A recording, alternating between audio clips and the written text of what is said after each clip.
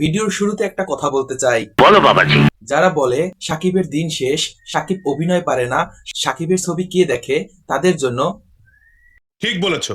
যাই হোক, এবার ভিডিও শুরু করি।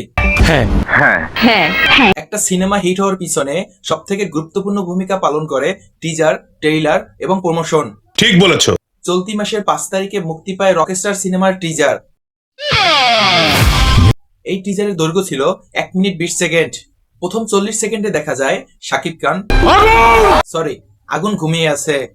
তার মুখের ভাব দেখে বোঝা যায় সে রাতে ভরপুর মাল খেয়েছে। চোখ খোলার সাথে সাথে একটা ভয় শুরু হয়, যেখানে বলা হয় music isn't just acoustic now, sometimes isn't more than life.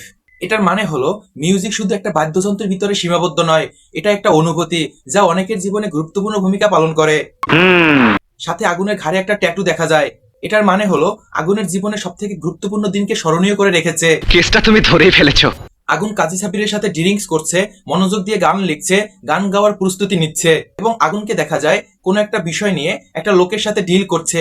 সাথে হালকা সাবিলা নূরকেও দেখা যায়।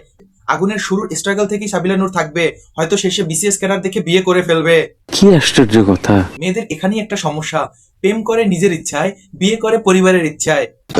পরে আগুনকে ছোট একটা কনসার্টে দেখা যায়, যার পিছনে লেখা থাকে ফাইন্ডিং ওয়ে টু হোম, যার অর্থ হলো বাড়ি ফেরার পথ খুঁজে পাওয়া। এটার মানে হলো আগুন তার মিউজিকের মাধ্যমে তার আসল ঘর বা আসল লক্ষ্যকে খুঁজে বেড়াচ্ছে। এবং পরবর্তীতে আমরা দেখতে পাই আগুন একজন সাকসেসফুল রকস্টার, যেখানে আগুনকে দেখা যায় একটা লাক্সারিয়াস গাড়ি নিয়ে এন্ট্রি মারে এবং তার ভক্তরা তাকে ঘিরে ধরে। এই অংশটুকু দেখে যারা বলে এআই, তাদের জন্য ঠিক বলেছো। পরবর্তী 40 সেকেন্ডে দেখতে পাই আগুনের দিকে 5000 বেগে একটি গাড়ি চালিয়ে আসতেছে তাকে মারার জন্য, কিন্তু তাকে না মেরে দেয় একটা পিলারের সাথে। এবং গাড়ির সামনে লেখা থাকে রিশাদ। সম্ভবত এই রিশাদের সাথে আগুনের একটা সম্পর্ক আছে। এবং শেষের এই 40 সেকেন্ডে আগুন রকস্টার হওয়ার পরে তার জীবনের সাথে বিভিন্ন ঘটনা ঘটে যায় এবং সেগুলোকে তুলে ধরা হয়েছে। যেমন আগুন সঠিক সময়ে কনসার্টে না পৌঁছালে কনসার্টের স্পন্সর তার উপরে খেপে যায় এবং তার বাবাও খেপে যায়।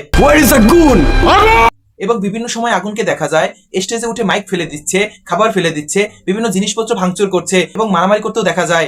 শেষে তাকে পুলিশে নিয়ে যায়। আগুন রকস্টার হওয়ার পরে তার সাথে বিভিন্ন ঘটনা ঘটে। টিজার শেষ হয় একটা ইমোশনাল ডায়লগ দিয়ে, যেখানে আগুনকে বলতে শোনা যায়, আমাকে নিয়ে যাও তোমার সাথে। এই সিনেমায় শাকিব খান প্রমাণ করেছে সে একজন জাত অভিনেতা। ভিডিও ভালো লাগলে একটি গাছ লাগান।